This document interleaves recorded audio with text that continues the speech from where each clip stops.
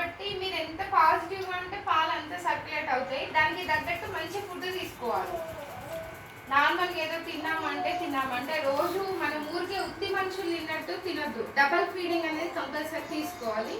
Nutrients food compulsory, గుడ్డు కానీ పాలు కానీ చపాతి, ఆకుకూరలు, పప్పులు అంటే చికెన్, మటన్ అన్నీ తీసుకోవాలి. డెలివరీ అయితే కొన్ని రిస్ట్రిక్షన్స్ పెడతారు, ఇది తినొద్దు అది తినొద్దు, అట్లాంటివి ఏమీ లేదు. సర్జరీ అయిన వాళ్ళు కూడా తినొచ్చు.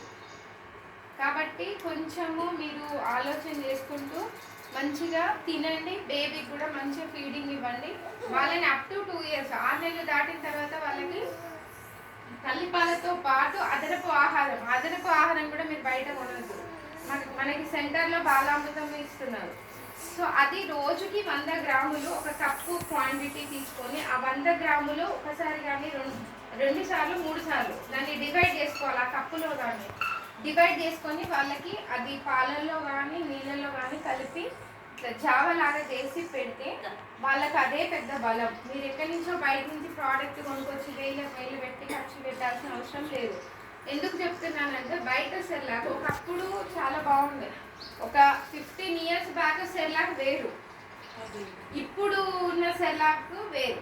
ఎందుకంటే ఆ ప్రోడక్ట్స్ అనేవి ఎంత కల్తీ, ప్రతిదీ మనం చూస్తున్నాం. హోటల్స్లో కానీ షాప్లో దొరికేవి అవి రియల్గా అది ఎట్లా తయారు చేస్తున్నారంటే ప్రోడక్ట్ తయారు చేసి డబ్బాలో పెట్టడం కానీ దాని వెనకాల చరిత్ర చూస్తే మనం చచ్చిపోతాం. సో అంత చిన్న బేబీకి ఆ ప్రోడక్ట్స్ అనేవి పెట్టడం అంత అంటే సేఫ్టీ కాదు. కాబట్టి మన దగ్గర ఇప్పుడు ఇది ప్యాకెట్ ఇస్తున్నాం. ఈ ప్యాకెట్ ఎవరు ఇస్తున్నారు మనకి? గవర్నమెంట్ ఇస్తుంది.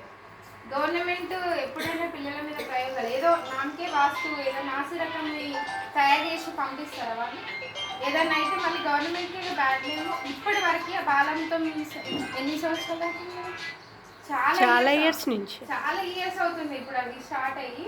అప్పటి నుంచి ఇప్పటి వరకు ఒక్క రిమార్క్ రాలేదు దాని గురించి. బాలామృతం బాగలేదు అని ఎక్కడ కూడా రాలేదు. ఎందుకంటే అది టెక్నీషియన్స్ తోటి